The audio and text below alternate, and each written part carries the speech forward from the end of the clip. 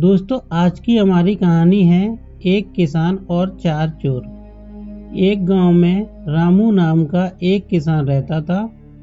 वह बहुत ही भोला और मंदबुद्धि का था। वह हर किसी की बात पर तुरंत भरोसा कर लेता था। एक दिन वह रास्ते से जा रहा था तो उसने देखा कि एक सेठ नोट गिन रहा था। उसने सेठ से पूछा, सेठ जी, यह क्या कर रहे हो? तो सेठ ने कहा, मैं ये देख रहा था कि मेरे पैसों में कहीं घुन तो नहीं लग गया। रामू इतना भोला था कि उसने इस बात पर भरोसा कर लिया और वह तुरंत अपने घर आया और अपनी पत्नी से कहा, घर में जितने भी पैसे हैं वह सब लाकर मुझे दो। रामू सारा पैसा लेकर एक ऊंचे टीले पर पहुंचा और वहां से पैसों को बरसाने लगा। नोट तो सभी उड़ गए और सिक्के रह गए। यह देखकर रामू रोने लगा और सोचने लगा कि अगर मैं पहले देख लेता तो शायद मेरे पैसों में घुन नहीं लगता। एक दिन रामू किसी काम से सेठ के घर गया तो उसने देखा कि उस सेठ की पत्नी चने के दौल बना रही थी। रामू ने सेठ से पूछा, सेठ जी, ये क्या करवा रहे हो? तो सेठ ने कहा, मैं चने के दौल बनवा रहा हूँ, जिससे चने के 2 टुकड़े हो जाएंगे और इन्हें खेत में बोने पर एक चने से 2 पेड़ उगेंगे। रामू सीधा अपने घर गया और उसने अपनी पत्नी से चने के दौल बनवाए। लेकिन दौल बनाते समय एक चना बिना दौल के रह गया। उसने अपने सारे खेत में उन दौल को बो दिया। पूरे खेत में सिर्फ एक चने का पेड़ उपजा और सारा खेत बंजर रह गया। रामू ने खेत पर ही झोंपड़ी डाल ली और रात दिन उस पेड़ की रखवाली करने लगा। एक रात 4 चोर उसके खेत से होते हुए चोरी करने जा रहे थे। रामू को खेत में किसी के चलने की आवाज सुनाई दी तो उसने जोर से आवाज लगाई, कौन है? मेरी फसल को बर्बाद मत कर देना। चोर बोले, पागल है क्या? इस बंजर खेत में तेरी कौन सी फसल खड़ी है? फिर वे रामू के पास आए तो उन्होंने देखा कि झोंपड़ी के पास एक चने का पेड़ लगा था। चोर बोले, इस एक पेड़ पर तू झोंपड़ी डालकर रखवाली कर रहा है? हम चोरी करने जा रहे हैं, तू भी हमारे साथ चल। रामू बोला, मेरी फसल की रखवाली कौन करेगा? चोर बोले, तू अपने इस पेड़ को अपनी कमर पर बांध ले और हमारे साथ चल।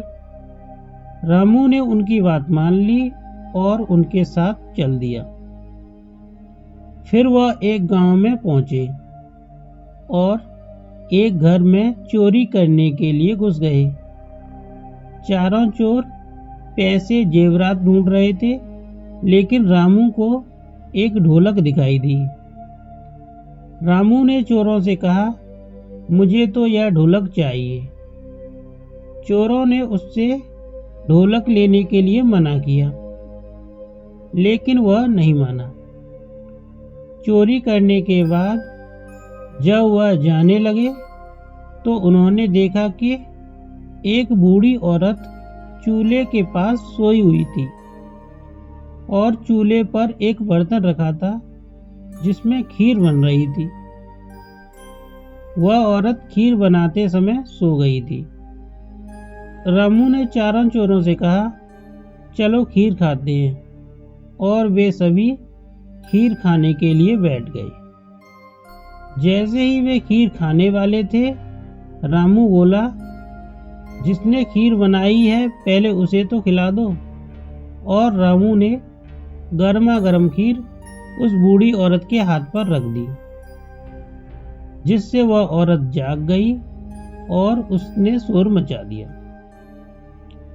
चारों चोर घर के चारों कोनों में छुप गए और रामू घर की छत पर छिप गया। आवाज सुनकर घर के बाहर लोग इकट्ठा होने लगे। घर में से आवाज आ रही थी, जिसे सुनकर लोग बोले, इस घर में क्या हो रहा है वह तो ऊपर वाला ही जाने।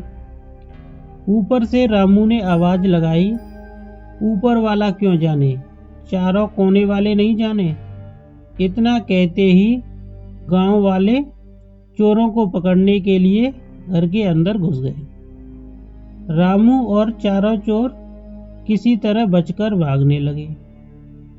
गांव वाले उनका पीछा करने लगे। भागते भागते वे एक रायर के खेत में घुस गए। जैसे ही रायर की डंडी ढोलक पर पड़ती, ढोलक बजने लगती, जिससे गांव वालों को पता चल जाता कि वे किस तरफ भाग रहे हैं। उन्होंने बड़ी मुश्किल से गांव वालों से अपनी जान बचाई। दूसरे दिन चोरों ने रामू को अपने साथ लाने से मना कर दिया और उससे कहा, तेरी गलती की वजह से कल हम पकड़े जाने से बाल बाल बचे, इसलिए तू आज हमारे साथ नहीं जाएगा। रामू ने उनसे कहा, इस बार मैं कोई गलती नहीं करूंगा, कृपया मुझे अपने साथ ले चलो। चोरों ने कहा, ठीक है, लेकिन इस बार कोई गलती नहीं होनी चाहिए, और वे चोरी करने के लिए चल दिए। वे एक घर में घुसकर चोरी करने लगे। इस बार रामू की नजर एक चकिया पर पड़ी और वह सोचने लगा कि मेरे घर में चकिया नहीं है, जब मैं इसे लेकर जाऊंगा तो मेरी घरवाली बहुत खुश हो जाएगी।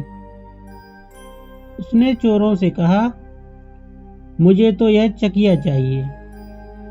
इस पर चोर बोले, तू पागल है क्या, यह कितनी भारी है और इसे कैसे ले जाएंगे, तेरे अंदर अकल है या नहीं। फिर रामू बोला, कुछ भी करो, लेकिन यह चकिया मुझे चाहिए। अगर तुम नहीं माने तो मैं शोर मचा दूंगा। चोर बोले, चलो ठीक है, हम तेरी मदद करते हैं। और वह चकिया को पकड़कर चुपके चुपके गांव से बाहर निकल आए।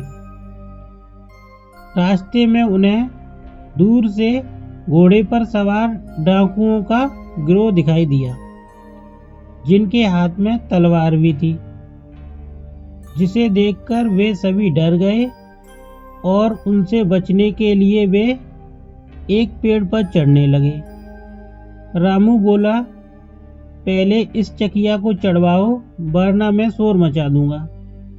चोर बोले, इस चकिया को नीचे रख देते हैं, इसे कौन ले जा रहा है। लेकिन रामू बोला, मुझे भरोसा नहीं, अगर कोई ले गया तो, इसलिए पहले इसे पेड़ पर चढ़वाओ, वरना मैं शोर मचा दूंगा। अब चोरों के पास चकिया को पेड़ के ऊपर चढ़ाने के अलावा कोई चारा नहीं था। उन्होंने बड़ी मुश्किल से चकिया को ऊपर चढ़ाया और पेड़ के ऊपर चढ़कर बैठ गई। डाकुओं का गिरोह भी उसी पेड़ के पास आकर रुका। गिरोह का सरदार बोला, यह जगह रुकने के लिए सही है, यहाँ कुछ देर रुककर जलपान करते हैं। और गिरोह के लोगों ने खाना बनाना शुरू कर दिया। थोड़ी देर बाद रामू ने चोरों से कहा, मुझे पेशाब लगी है। तो चोर बोले, अभी तू रुक जा, अगर डाकुओं को पता चला कि हम पेड़ पर बैठे हैं तो वह तलवार से हमारे टुकड़े टुकड़े कर देंगे। लेकिन जब रामू से रहा नहीं गया तो उसने ऊपर से ही पेशाब कर दिया और पेशाब उनके खाने में जा गिरा। डाकुओं के सरदार ने उठकर ऊपर की तरफ देखा, लेकिन उसे अंधेरे की वजह से कुछ दिखाई नहीं दिया। उसने कहा, शायद कोई पक्षी होगा, और वह फिर से खाना बनाने लग गए। थोड़ी देर बाद रामू बोला, यह चकिया गिरने वाली है। चोर बोले, तू हमें आज मरवा के जोड़ेगा क्या? फिर रामू बोला, यह चकिया तो गई, और उसने चकिया छोड़ दी। चकिया सीधे उनके खाने पर जा गिरी, जिससे उनका सारा खाना तितर बितर हो गया। डाकुओं का सरदार बोला, जरूर इस पेड़ पर कोई भूत प्रेत है, अपनी जान बचानी है तो जल्दी से भागो। और वे जल्दबाजी में अपना लूट का सारा सामान भी छोड़ गए। रामू और चारों चोर पेड़ से नीचे उतरे तो उन्होंने देखा कि नीचे बहुत सारी हीरे जवाहरात और आभूषणों से भरी हुई पोटली रखी थी। उन्होंने सारी पोटली जल्दी से उठाई और वहां से रफू चक्कर हो गए। चोरों ने रामू से कहा, आज तेरी बेवकूफ़ी की वजह से हम भी मालामाल हो गए, तू इसमें से आधा हिस्सा ले लेना। लेकिन रामू बोला, नहीं भाइयों, मेरी इस बेवकूफ़ी की वजह से आज हमारी जान भी जा सकती थी, इसलिए इस धन को हम आपस में बराबर बांटेंगे और आज से चोरी का काम छोड़कर एक सज्जन व्यक्ति की तरह अपना जीवन व्यतीत करेंगे। चोरों ने कहा, भले ही तू मंदबुद्धि है, लेकिन दिल का बहुत अच्छा है, और चोरों ने उसे गले लगा लिया। दोस्तों, आज की कहानी आपको कैसी लगी ये हमें कमेंट बॉक्स में बताइए, और अगर आपने हमारे चैनल को अभी तक सब्सक्राइब नहीं किया है तो प्लीज़ हमारे चैनल को सब्सक्राइब कीजिए, क्योंकि हम ऐसी ही मज़ेदार कहानियाँ लाते रहते हैं। तो दोस्तों, मिलते हैं किसी नई मज़ेदार कहानी के साथ, तब तक के लिए गुड बाय।